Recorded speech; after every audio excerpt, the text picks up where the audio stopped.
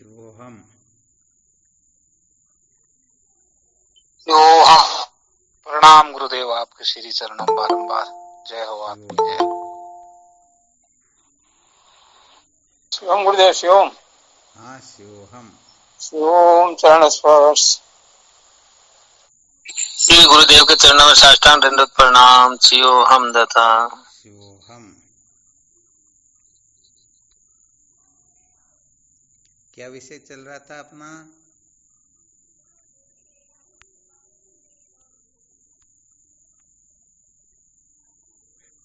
संसार को बनाए रखकर सत्य का साक्षात्कार कभी नहीं किया जा सकता। संसार को बनाए रखकर कभी भी सत्य का साक्षात्कार नहीं किया जा सकता, यही चल रहा था ना।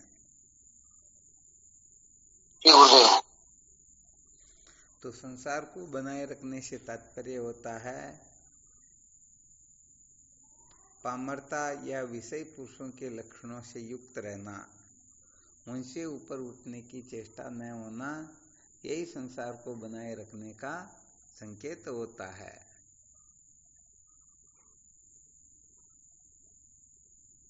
क्योंकि इसके अंतर्गत संसार के बंधन से पूर्ण रूप से छुटकारा प्राप्त नहीं होता। हालांकि उत्तम लोकों की प्राप्ति अवश्य होती है, परंतु वह भी कुछ समय तक होती है। उसके पश्चात उसका वह स्थान भी छीन लिया जाता है, वहां से उनको पतित कर दिया जाता है, नीचे गिरा दिया जाता है। तो कुल मिलाकर के जो जिज्ञासु होता है, सचमुच में उसी के अंतर्गत संसार को बनाए रखने का आग्रह पूर्ण रूप से निवृत्त होता है। क्या होता है? संसार का आग्रह पूर्ण रूप से निवृत्त होता है। क्योंकि कर्म धन भोग इसी का नाम संसार होता है, तो वह इनको बिल्कुल भी महत्व नहीं देता है। स्थूल सूक्ष्म कारण, जागृत स्वप्न सुषुप्ति अन्मयादि पंचकोश, इन सबका नाम ही तो संसार है। इसी को संसार कहते हैं। और वह तीन शरीर, तीन अवस्था, पंचकोश आदि किसी में भी अटकता नहीं, उनको महत्व नहीं देता है। तो बस इसे यही सिद्ध होता है कि केवल और केवल मात्र जिज्ञासु ही सत्य के साक्षात्कार की योग्यता रखता है। अर्थात जिज्ञासु ही सत्य का साक्षात्कार कर सकता है। बाकी असत पदार्थों को ही सत्य समझ करके अपने जीवन को यही पूरा कर देते हैं। आ गया ना चित्र से समझ में? तो यहाँ पर यदि सचमुच में किसी को पूर्ण रूप से सत्य का साक्षात्कार करना है, तो उसे केवल और केवल मात्र जिज्ञासु ही होना होगा।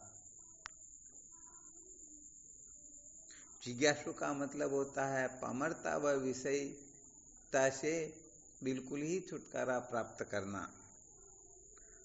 उन पुरुषों के जो लक्षण हैं, उन लक्षणों का न रहना, और उनसे भी और जो उत्तम कोटि के लक्षण है वो अपने हृदय में प्रतिष्ठित ठीक ठीक प्रकार से हो जाना।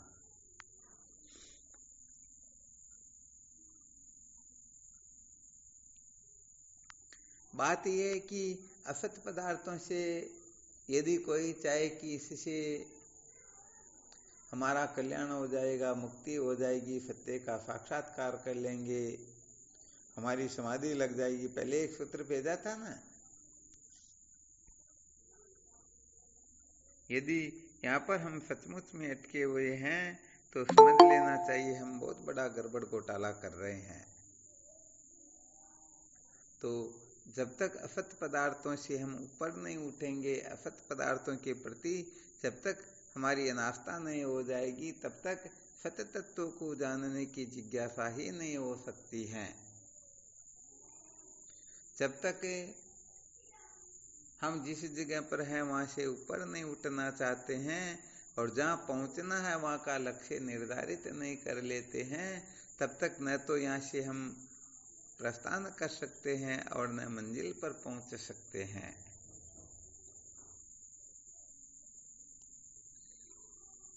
तो केवल और केवल मात्र क्या होना चाहिए? जिज्ञासु। केवल और केवल मात्र जिज्ञासा होनी चाहिए।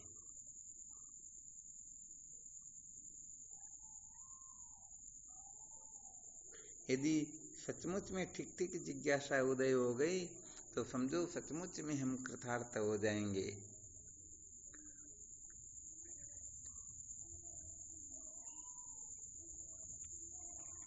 जिज्ञासा से तात्पर्य ही यह होता है कि वो केवल और केवल मात्र जानना चाहता है।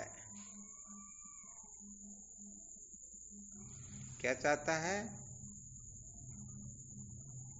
जानना चाहता। हाँ, केवल मात्र जानना चाहता है। यहाँ करने डरने का प्रसंग है ही नहीं। क्या नहीं है? करने डरने का जो प्रसंग है वो इस जगह पर है ही नहीं, क्योंकि करने डरने से करना डरना जब स्वयं ही अनित्य होता है तो उसे नित्य वस्तु की प्राप्ति हो नहीं सकती है।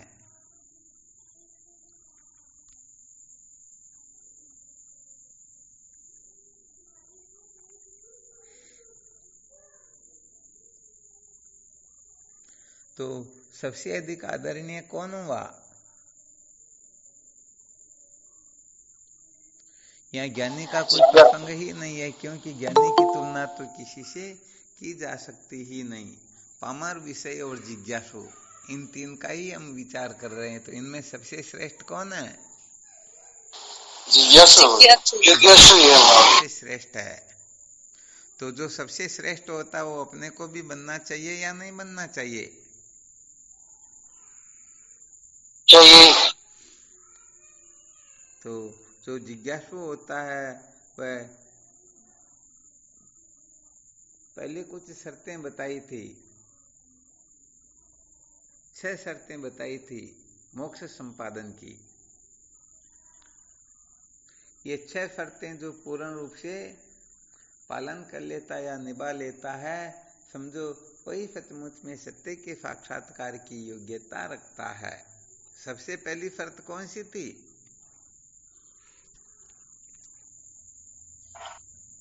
पांडित्य स्वामी।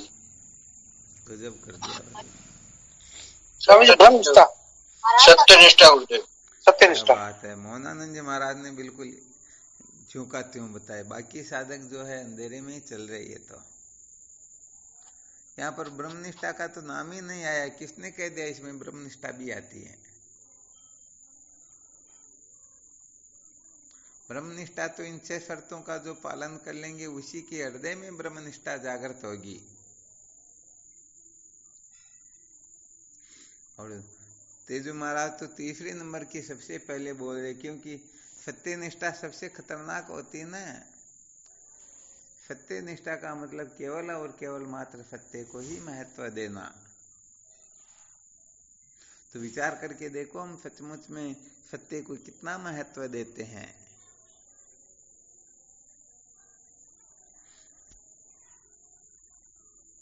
हम सत्यनिष्ठ है या नहीं?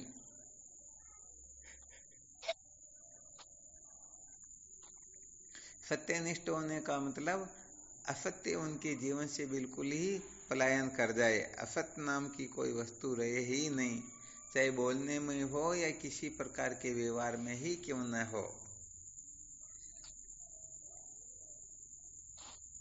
पक्का न? महाराज। हाँ, यहाँ पर फिर विशेष बात तो ये होती है कि जो सचमुच में सत्यनिष्ठ हो जाता है ना, वो प्रत्येक क्षेत्र के अंतर्गत महत्व सत्य को ही देता है। मनवाणी से जो निश्चय किया होता है या मनवाणी में जो होता है उसे ही बाहर प्रकट करता है। मन में कुछ और हो और वाणी में कुछ और हो तो सत्यनिष्ठ थोड़े होते हैं।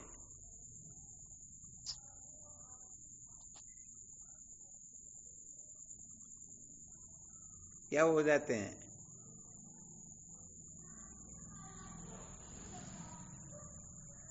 आवाज आ रही है?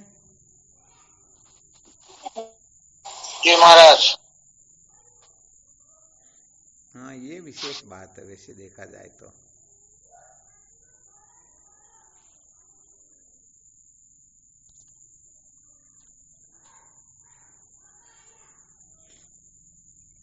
और जैसे जैसे साधक ऊपर की ओर उठता है तो वो सत्यनिष्ठ होने ही लगता है, और ऊपर की ओर उठने के पश्चात भी यदि सत्यनिष्ठ नहीं रह पाते हैं तो फिर उनसे कुछ भी आशा नहीं की जा सकती है, या की जा सकती है? नहीं। हाँ, बिल्कुल सत्य बात है। ऐसा समझना चाहिए जैसे व्यवहारिक दृष्टि के अंतर्गत तो वो कहते हैं ना, कोई आटे में जितना नमक डाला जाए उतना तो व्यवहार में चलता ही चलता, चलो इतनी तो छुट्टी मिल जाती, परंतु कोई नमक की रोटी बनाने लग जाए तो फिर तो गड़बड़ होती है ना।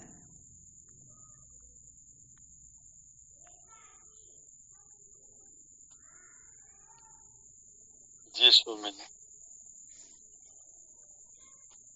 तो संकेत ये होता है कि साधकों को जैसे जैसे उत्थान की ओर बढ़े, जैसे सबसे पहले धर्मात्माओं का सानिध्य होता, फिर उपासकों का होता, फिर योगियों का होता, भक्तों का होता, ऐसे करते करते विवेकी पुरुषों का होता, फिर संतों का होता, ऐसे करते करते अंत में किनका सानिध्य प्राप्त होता है?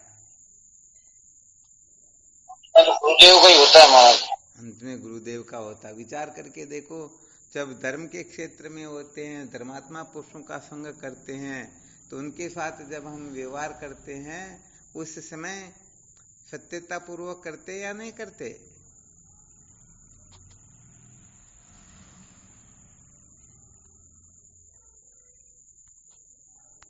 अरे धर्म की कक्षा तक का व्यवहार तो सत्यता पूर्वक करते हैं ना। जैसे कोई डॉक्टर के पास में गया और जाकर के जो बीमारी है उसको तो छिपा लेता है और दूसरा तीसरा ही कुछ बताता, तो उसका इलाज होता है क्या? कभी नहीं होता। कभी नहीं होता ना। ऐसे वकील के पास में भी छिपाए तो केस हार जाएगा ना। पक्का वो तो केस हारेगा ही हारेगा, क्योंकि ज्यों का त्यों नहीं बताया तो वहां तो फिर उल्टे सुल्टे प्रश्न किए जाते, तो कहीं ना कहीं तो चूक करेगा ही करेगा और तुरंत पकड़ में आ जाएगा। और जो मन में निश्चय किया है वो यदि बता दे तो फिर जैसे एक झूठ को छिपाने के लिए 100 झूठ बोलने पड़ते हैं। कितने झूठ?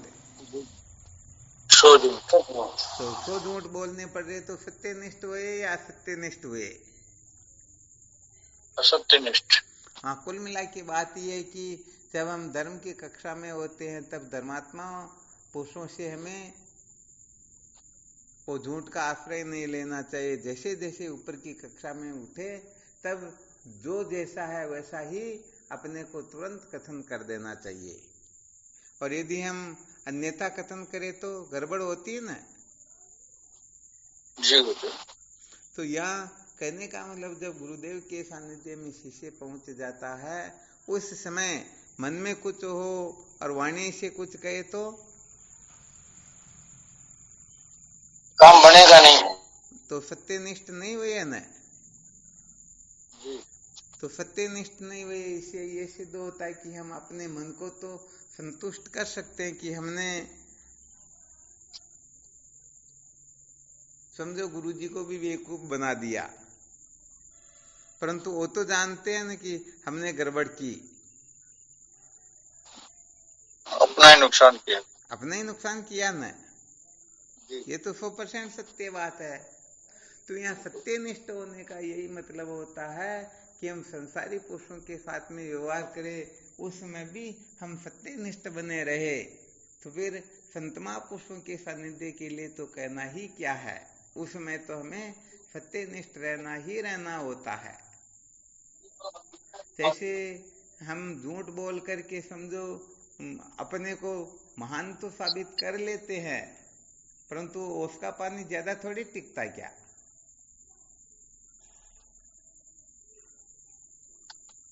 लंबी रेस के घोड़े नहीं महाराज। हाँ, ये बात है। तो यहाँ पर सत्यनिष्ठा से तात्पर्य होता है कि जो सत्य है उसे ही मैं स्वीकार करूंगा, उसके सिवाय मैं किसी को महत्व दूंगा ही नहीं। इसे ही तो सत्यनिष्ठ होना कहते हैं। सच्ची बात है ना। हाँ महाराज जी। तो जो साधक सर्वप्रथम सत्यनिष्ठ हो पाएगा वही आगे की 5 शर्तों को पूरी करने का अधिकारी होगा। और यदि इस शर्त को पूरी नहीं कर पाया तो आगे की शर्तें उनसे सपने में भी पूरी हो नहीं सकती। ये आत्माभ्यास तो आत्मा का श्रवण मनन निध्यासन तो अंतिम 6ठी शर्त में होता है। तो पहले तो इन पहली 5 शर्तों को पूरा करना होता है ना। सत्य निष्ठा, अनासक्ति योग, पांडित्य, धैर्य, संन्यास और फिर आत्माभ्यास। आत्म तत्व का अभ्यास तो तभी हो सकता है। तो सर्वप्रथम समस्त साधकों को केवल और केवल मात्र सत्यनिष्ठ होने का प्रयास करना चाहिए। यदि सचमुच में वो सत्यनिष्ठ हो गए तो निश्चित रूप से तत्व की जिज्ञासा उनमें पूर्ण रूप से जागृत हो जाएगी। और यदि सत्यनिष्ठ नहीं हो पाए तो सचमुच में सत्य की जिज्ञासा उनके जीवन में कभी जागृत होगी ही नहीं। वो जिज्ञासु कभी हो नहीं सकेंगे। और यदि जिज्ञासु नहीं होंगे तो उनको आत्म तत्व का यथार्थ बोध थोड़े होगा। नहीं पता होता। हाँ, इसलिए कहने का मतलब वैसे देखा जाए तो सचमुच में उत्तम साधक वही होता है तो ऐसा निश्चय कर ले कि संसार में चाहे कितना गड़बड़ घोटाला करना कोई दिक्कत नहीं, चाहे जितना करते रहेंगे परंतु गुरुदेव के सम्मुख तो 1% भी गड़बड़ घोटाला नहीं करेंगे। जो जैसा है उसको वैसा का वैसा ज्यों का त्यों प्रदर्शित करेंगे। यदि इतनी सी बात किसी के समझ में आ जाए ना तो सचमुच में वह उत्तम जिज्ञासु की श्रेणी में आ जाता है। किस में आ जाता है? जिज्ञासु। क्योंकि जिज्ञासु के लिए तो केवल और केवल मात्र वेदांत विचार ही तो महत्वपूर्ण होता है। सत्यनिष्ठ होने का मतलब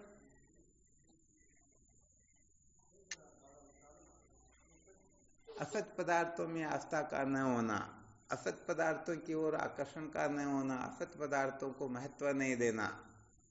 तो इसके अंतर्गत हम जो जिसको जैसा जान रहे हैं वैसा यदि वाणी से कथन कर रहे हैं, कान से सुन रहे हैं, प्रत्येक इंद्रियों से उनका व्यवहार किया जा रहा तो हम असत पदार्थों की ओर यदि खींचे जा रहे हैं, असत पदार्थों का कथन कर रहे हैं तो सत्यनिष्ठ थोड़े हुए क्या? फिर तो 14 इंद्रियों के द्वारा जो सत्य हो बस उसे ही ग्रहण करना होता है, उसके सिवाय किसी को ग्रहण थोड़े करना होता।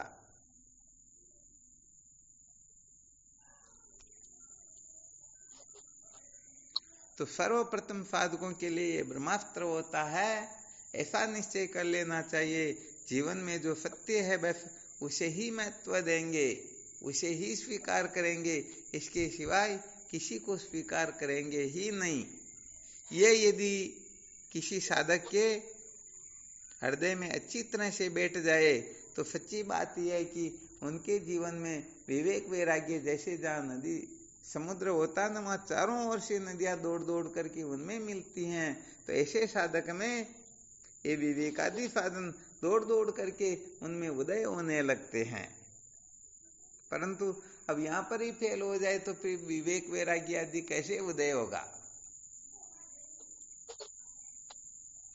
सत्यनिष्ठा यही तो होती, विवेक को महत्व देना, विवेक का ठीक प्रकार से उदय होना। अनासक्ति योग के अंतर्गत वो फिर वैराग्य आदि साधन आने लग जाएंगे। तो कुल मिलाकर के विवेक जो है समस्त साधनों का जो मूल साधन बताया गया है, इसलिए विवेक अपने जीवन में ठीक प्रकार से जागृत हो जाए। और ठीक प्रकार से जागृत हो इसी के लिए असत पदार्थों से थोड़ा ऊपर उठना होता है। इनमें जो आस्था बैठी हुई है अनादिकाल से उस आस्था को अनास्था में बदलना होता है। यदि हम वहीं अटके रह जाएंगे तो सच्ची बात यह है कि आगे का बोध तो अपने को कभी भी होने वाला है ही नहीं।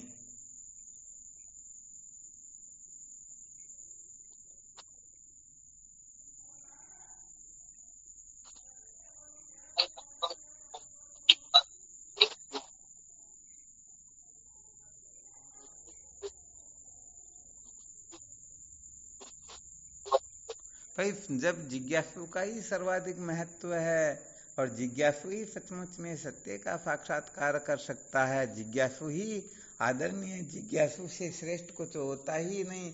और अपने को ऐसे जिज्ञासु के समस्त लक्षणों को हमें भी धारण करना है।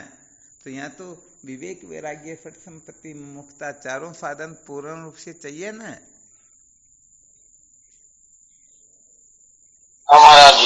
और जब ये साधन पूर्ण रूप से होंगे तो जब समदम आदि साधन उदय हो जाएंगे, तो समदम साधन उदय हो गया तो समझो मन और इंद्रियां वश में हो गई। यदि इंद्रियां वश में हो गई तो हम बोलेंगे तो सत्य बोलेंगे या असत्य बोलेंगे? सत्य बोलेंगे। सत्य बोलेंगे ना। तो बस यहाँ पर यही सत्यनिष्ठ होना होता है।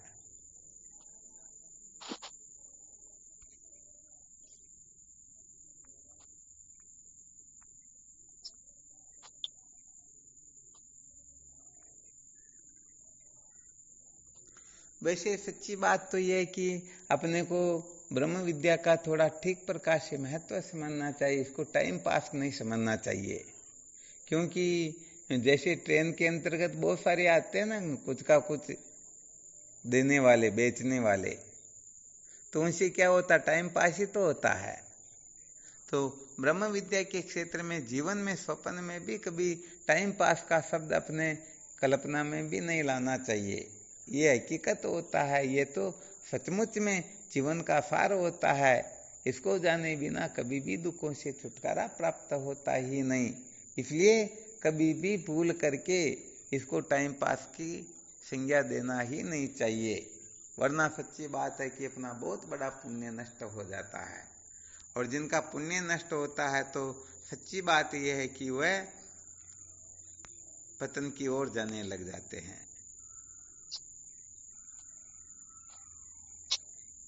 तो महत्व जिज्ञासा का हुआ या नहीं हुआ? बिल्कुल जी। तो बस समस्त साधकों को निश्चय करना है। हाँ, जिनको ठीक ठीक बोध हो गया, उन महापुरुषों की तो बातें अलग होती हैं, वो तो अपने स्वरूप में स्थित हैं, वो तो समय दे रहे, समझो यही अपने ऊपर उनकी बहुत बड़ी कृपा है। परंतु जो सचमुच में समझना चाहते हैं, ऐसे साधकों को समस्त जिज्ञासुओं के लक्षणों से युक्त हो करके फिर ब्रह्म विचार की ओर प्रवृत्त होना चाहिए। यदि कुछ भी कमी है ना, तो तुरंत उस कमी को निकालने की चेष्टा करनी चाहिए। कमी को यदि हम नजरअंदाज कर देंगे, क्या फर्क पड़ता है, थोड़ी सी तो गलती है, कुछ भी इसे होने जाने वाला नहीं। तो ये गलती आगे जाकर के कितना भयंकर खतरा उत्पन्न करेगी, जिसका कोई अंदाज नहीं लगा सकता है। जैसे तालाब की जो पुल होती है ना, वो पुलिया कितनी भी भयंकर क्यों न बनाओ, परंतु सुई जितना भी उसमें छिद्र रह जाता है, तो उतना सा छिद्र भी पूरे तालाब को नष्ट कर देता है। कर देता है या नहीं करता? बिल्कुल, धीरे धीरे बड़ा होता जाएगा। हाँ, बिल्कुल बड़ा होता जाएगा, पूरे समूह वो पूरे तालाब को अस्त व्यस्त कर देगा। इसीलिए थोड़ा संकेत करना चाहते हैं कि ये झूठ आदि बोलना या चीटिंग करना या टाइम पास करना गुरुदेव के लिए यदि कोई करते हैं ना, तो ये समझ लेना चाहिए बहुत बड़ी शर्म की बात होती है। समझो अपना बहुत सारा पुण्य वो नष्ट कर लेते हैं। क्या होता है कि एक बहुत बड़ा फातिर चोर जो अंत में पकड़ में आया और उसे फांसी की सजा दी गई, क्योंकि उसने जीवन में इतनी चोरियां की जिस चोरी का कोई वर्णन नहीं कर सकते हैं। तो आखिर में मजिस्ट्रेट के सामने जब समस्त फाइलें खुली तो उनको लगा कि भाई इसकी सजा केवल मात्र मृत्युदंड ही होनी चाहिए, उनको मृत्युदंड दे दिया गया। और अंत में कहा भाई तुम्हारी कोई अंतिम इच्छा हो तो बोलो वह हम पूरी कर देंगे। तो उन्होंने कहा भाई मेरी और कोई अंतिम इच्छा नहीं है, मुझे तो मेरी माँ के कान में कुछ शब्द कहने हैं, मुझे मेरी माँ से मिलवा दो। अब क्या होता है कि उनकी माँ से मिलवाया गया। जब उनकी माँ से मिला ना तो कान में कुछ कहने के बहाने वो माँ के कान को ही काट के खा जाता, काट के अलग कर देता, कहने का मतलब। अब वो तो लूलुआन हो जाती, बेहोश हो वैसी स्थिति हो जाती। सब समझते रहे कि ये तो बहुत ज्यादा दुष्ट है, पता नहीं इतना नीच कैसे हो गया। उसे पूछा गया भाई तूने ऐसी मूर्खता ये धृष्टता क्यों की? तो उसने स्पष्ट किया भाई बात ऐसी है कि सर्वप्रथम जब मैं स्कूल में पढ़ता था तब एक दिन मैं पेंसिल चोर के ले आया। क्या लेके आया? पेंसिल चोर के लिए आया। तो जब माँ को मैंने बताई तो माँ ने कहा बहुत अच्छा किया बेटे, इसको छिपा के रख दे, स्कूल में मत ले जाना, कोई देखेंगे तो फिर वापस ले लेंगे, ऐसा वैसा करेंगे, ये बहुत अच्छी चीज। वो घर पर रखवा दी और उसे कहा ऐसा किया कर। तो इस माँ ने ही मेरे को इस तरफ प्रोत्साहन दिया था, इस तरफ प्रवृत्त किया था। जिस दिन मैंने पहली गलती की उसी दिन यदि मेरे 2 थप्पड़ लगा देती तो आज मैं फांसी के फंदे पर नहीं झूल रहा होता। तो पहले नंबर की गलती अंत में कितना खतरनाक खतरा उत्पन्न करती है, करती है ना? बिल्कुल जी। हाँ, इसलिए जिज्ञासुओं को सदा सर्वदा इस बात का ध्यान रखना चाहिए कि हम कहीं असत पदार्थों में अटक तो नहीं रहे हैं, असत पदार्थों में हमारी आस्था तो नहीं हो रही है, हम सचमुच में सत्य के मार्ग पर है या नहीं। हम जैसे संसार वालों को धोखा देते हैं वैसे संत शास्त्रों को, गुरुदेव को तो धोखा नहीं दे रहे हैं। उनके सामने तो हम सत्य वचन कथन कर रहे हैं या उनको भी बेवकूफ बना रहे हैं। आ गया समझ में अच्छी तरह से? ये यदि समझ में आने लग जाए तो समझो उनमें सचमुच में विवेक जागृत होने लग गया, सचमुच में भी विवेकी होने लग गए, क्योंकि उनको ये पता लग गया कि सत्य क्या है, असत्य क्या है। तो वह असत पदार्थों में फिर आस्था नहीं रखते बल्कि वहां से ऊपर उठने लग जाते हैं।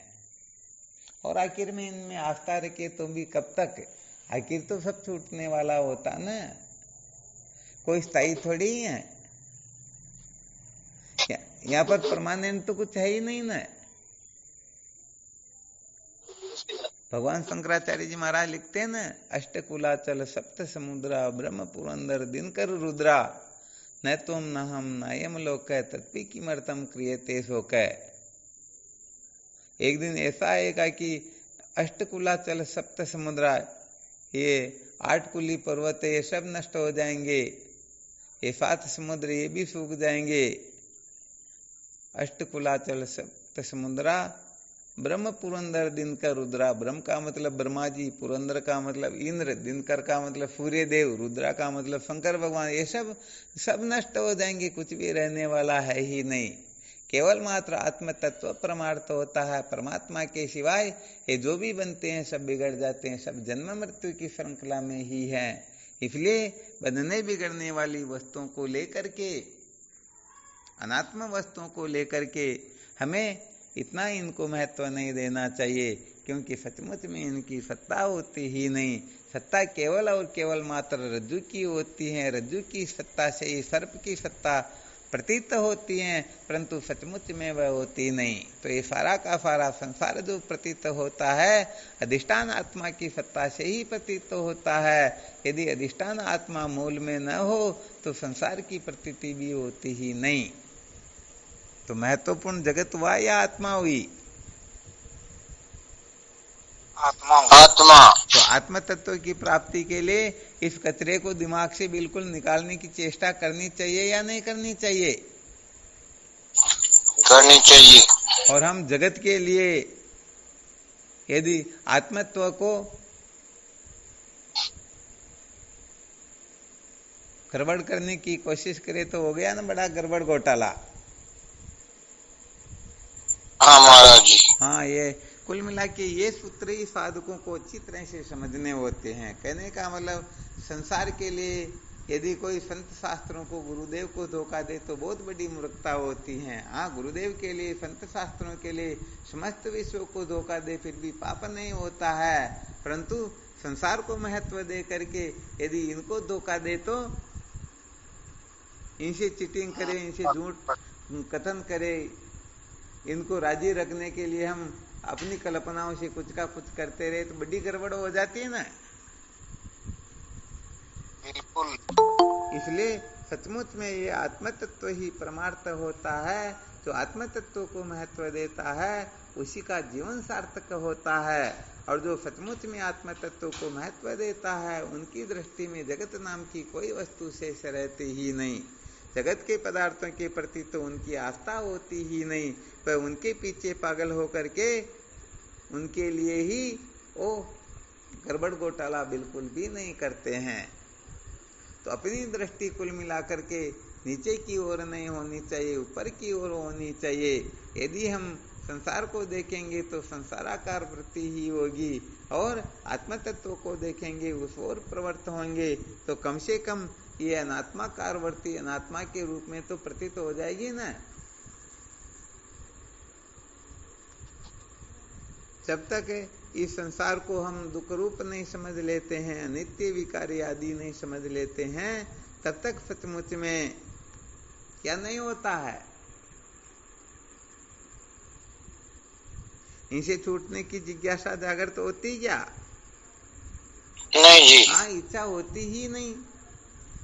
वो तो सचमुच में किसी को भूख लग रही हो और उस अवस्था में यदि उसे चित्रों के ऊपर गुलाब जामुन आदि दिखाई दे तो उसमें वह सचमुच में विरक्त होता है कि अरे भाई ये तो है ही नहीं, ये दिखाई देते परंतु सचमुच में होते नहीं। इससे उधर पूर्ति नहीं होगी। हाँ, उधर पूर्ति होती ही नहीं, तो वह उनसे विरक्त हो जाएगा या नहीं होगा? बिल्कुल होगा जी। हाँ, बिल्कुल पक्का ये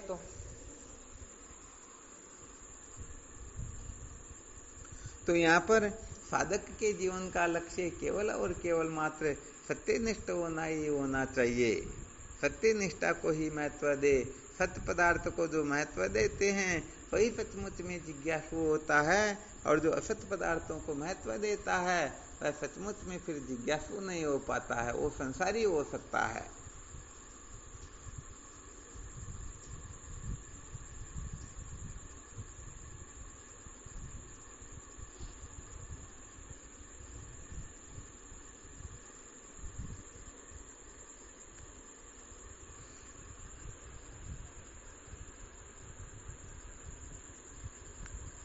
तो अब जब मूल सूत्र ही ये निकल गया कि बिना तत्व की जिज्ञासा के, क्योंकि इसके पहले खूब सुना चुके हैं कि जीवस्य तत्व जिज्ञासा, ये मानव जीवन का सार केवल और केवल मात्र तत्व की जिज्ञासा ही है, क्योंकि तत्व जिज्ञासेन भूयो न दुखम, बिना तत्व की जिज्ञासा के जागृत हुए कभी भी दुखों का अंत होता ही नहीं। तो साधकों को इन किन प्रकारेण सदा सर्वदा यही सोचते रहना है कि ये तत्व की जिज्ञासा कैसे जागृत हो।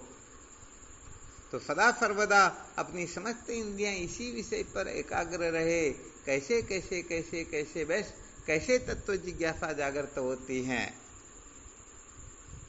तो इस प्रकार से जो सच्चा साधक इस ओर प्रवृत्त होगा तो सचमुच में उनके हृदय में विवेकादि साधन जागृत होंगे, और जो चार साधनों से सम्यक प्रकाश से पूर्ण रूप से संपन्न हो जाएगा, निश्चित रूप से वही ब्रह्म विद्या के ब्रह्म विचार के योग्य होगा, अर्थात उसी का ब्रह्म विचार सफल होगा। हालांकि ब्रह्म विचार तो जिनमें विवेकादि साधन नहीं है वो भी करते हैं, और जिनमें विवेकादि साधन होते हैं वे भी ब्रह्म विचार करते हैं, परंतु ब्रह्म विचार उन्हीं का सफल होता है, पूर्ण होता है, फलित होता है, जो सचमुच में साधन संपन्न होकर के विचार करते हैं। हाँ, वरना ध्यान रखना, ब्रह्म विचार करने में तो कहने का मतलब वैसे देखा जाए तो संसार में किसी को भी पूछ करके देख लो, सब अपने को वेदांती ही कहेंगे, हम भी वेदांती हैं, हम भी वेदांती हैं, परंतु सचमुच में वेदांत क्या होता है ये बहुत विलक्षण रहस्य होता है। तो अपने नाम के आगे वेदांती लगा देने से कोई वेदांती नहीं हो जाते हैं। अपने आप को वेदांती कहलाने लग जाए तो वेदांती नहीं हो जाते हैं। वास्तव में वेदांती की परिभाषा कुछ और ही होती है। इसलिए तो साधन संपन्न होकर के मल विक्षेप दोष से विनिर्मुक्त होकर के सत संप्रदाय की रीति से गुरुदेव के सानिध्य में बैठ करके उनके निर्देशानुसार वेदांत का श्रवण मनन करता है, सचमुच में उनके हृदय में ही ये ब्रह्माकार वृत्ति जागृत होती हैं। और सचमुच में जिनके हृदय में ब्रह्माकार वृत्ति जागृत होती हैं वही वास्तव में वेदांती होता है। एक जगह पर क्या होता है कि कोई प्रतियोगिता रखी गई जिसके अंतर्गत ये ढिंडोरा पिटवा दिया गया कि जो 4 वेदों का ज्ञाता होगा उसको धन देना है, उसको ये इनाम दिया जाएगा। तो उस सभा के अंतर्गत कोई धन का लोभी भी बैठा था, वह उठा और कहा भाई मैं हूं 4 वेदों का ज्ञाता, मुझे धन दो, बताओ क्या जानते हो? तो कहा भाई ऋग्वेद, यजुर्वेद, सामवेद, अथर्ववेद, ये 4 वेद होते हैं, चलो मेरे को धन दो। गड़बड़ हो गई या नहीं हुई? 4 वेद का नाम तो उसने जान लिया, परंतु 4 वेदों का नाम जान लेने मात्र से वो 4 वेदों का ज्ञाता हो गया क्या? नहीं हुआ। नहीं हुआ ना? नहीं हुआ। हाँ, इसलिए यहाँ बहुत अच्छी तरह से रहस्य को समझना चाहिए। रहस्य को समझे बिना सचमुच में सच्चा सुख प्राप्त नहीं होता है, शांति नहीं मिलती है।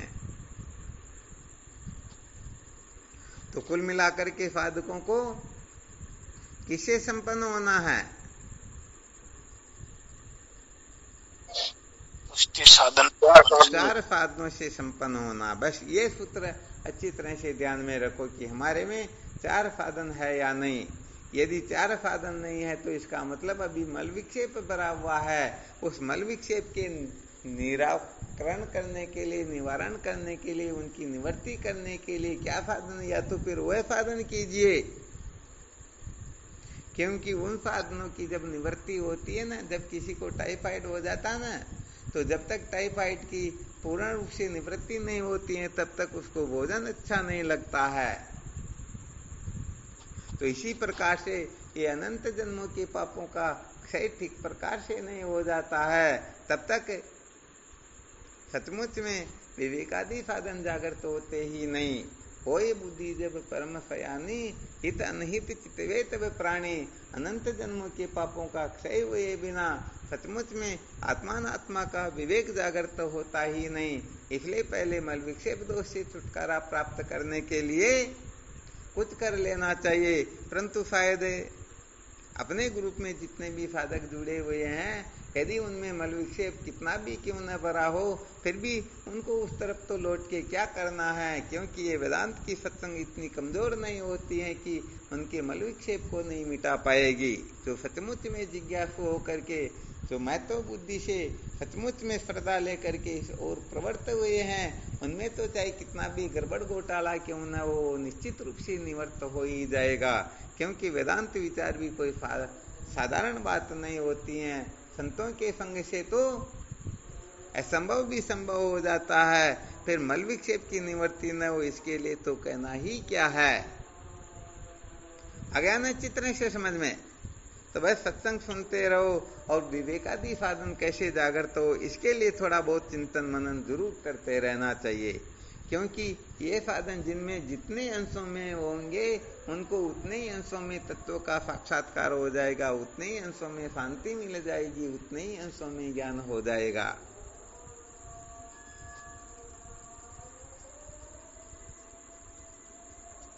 बिल्कुल क्लियर? जी गुरुदेव। तो बस ठीक इसका चिंतन मनन करते रहो और बस विवेकादि साधनों से में पूर्ण रूप से संपन्न होना है। षट संपत्ति के बारे में बहुत अधिक चिंतन मनन करना है।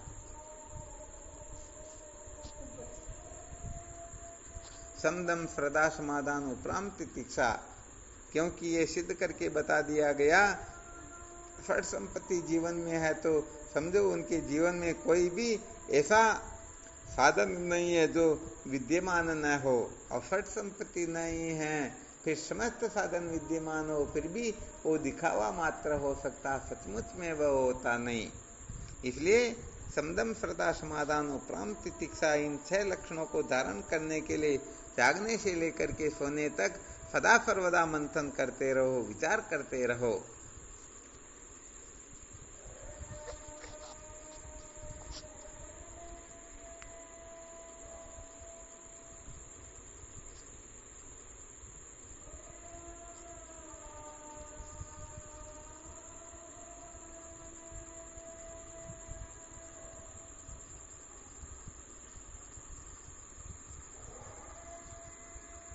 चलो इसमें कोई शंका हो तो देख लो।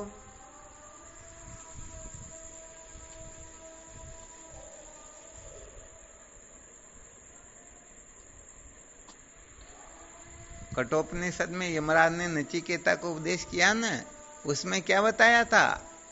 नावी ऋतु दुश्चरिता ने ना शांतो ना समाहित ना शांत मानसो वापी प्रज्ञानेन मापनोयात।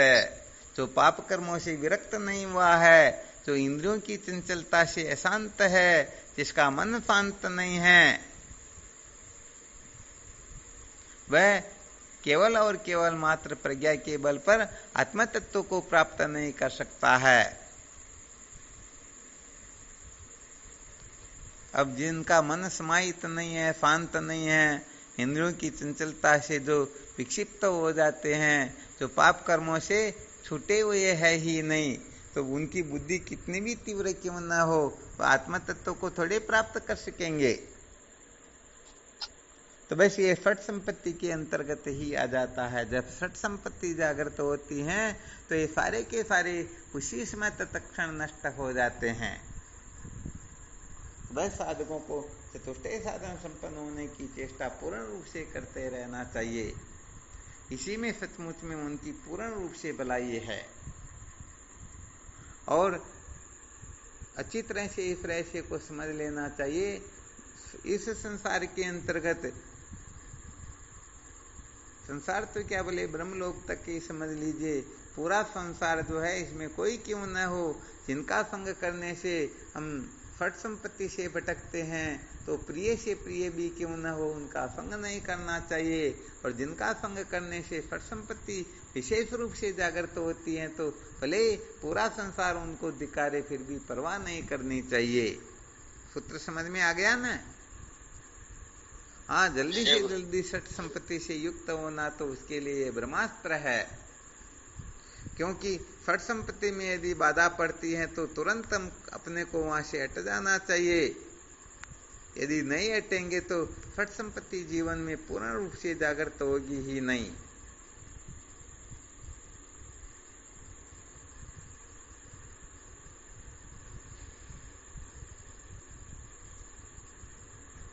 बस समझो यही जीवन का सार होता है। जिस साधक के जीवन में षट संपत्ति जागृत हो गई, जैसे संसार दशा में जिसके पास में धन होता है, तो संसार में ऐसी कोई वस्तु नहीं है जो उनकी मुट्ठी में न हो। वह इस संसार की प्रत्येक वस्तु को खरीद सकता है, परंतु उसके लिए संपत्ति चाहिए।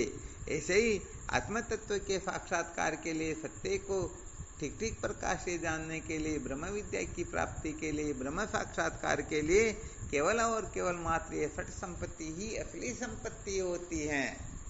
सच कहे तो संपत्ति का अर्थ होता है जो सुख का साधन बने।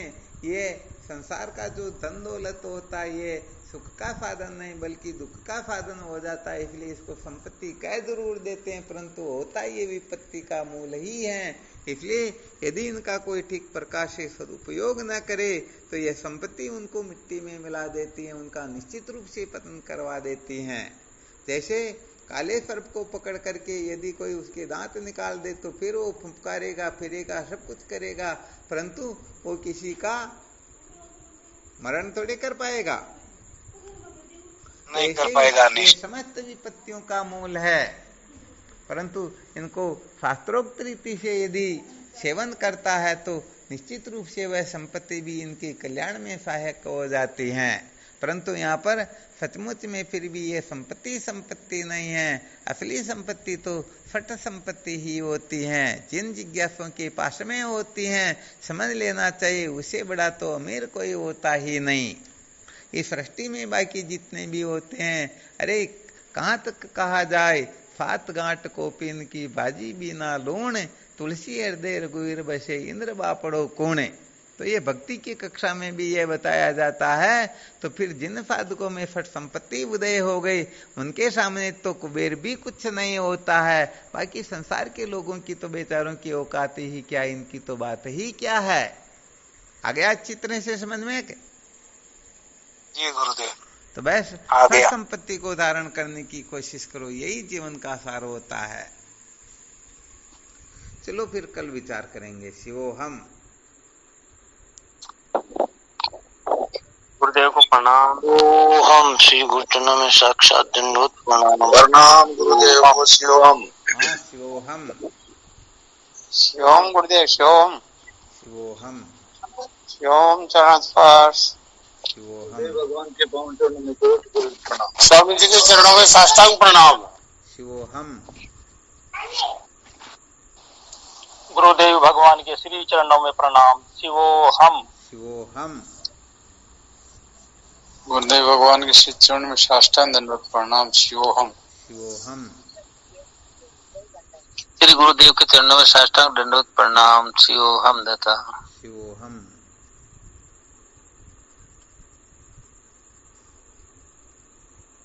प्रणाम गुरुदेव। शिवोहम। शिवोहम।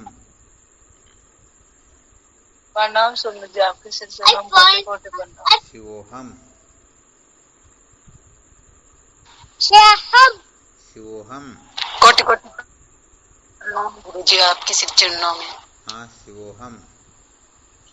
प्रणाम गुरुदेव, आपके श्री चरणों में प्रणाम, बारंबार प्रणाम। शिवोहम।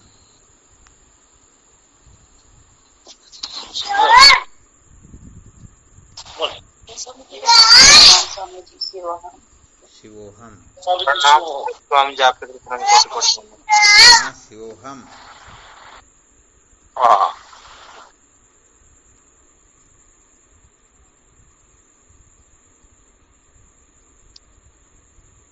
प्रणाम स्वामी जी, आपके श्री चरणों में कोटि कोटि प्रणाम। शिवोहम। कोटि कोटि प्रणाम स्वामी जी, आपके श्री चरणों में। शिवोहम। हमारा सतगुरु शरण में कोटि कोटि प्रणाम बाबू जी। शिवोहम। शिवोहम।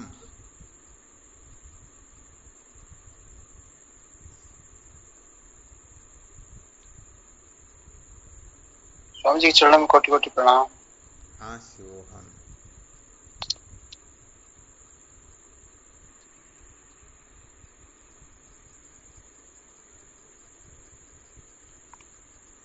प्रणाम गुरुदेव, आपके श्री चरणों में बारंबार। जय हो आपकी, जय हो शिवोहम। जय हो गुरुदेव आपकी।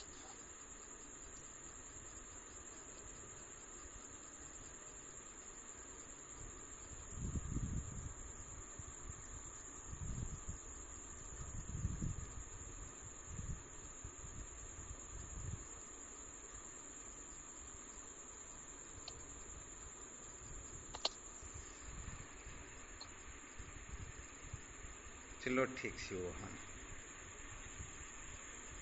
प्रणाम दाता। शिवोहम शिवोहम शिवोहम।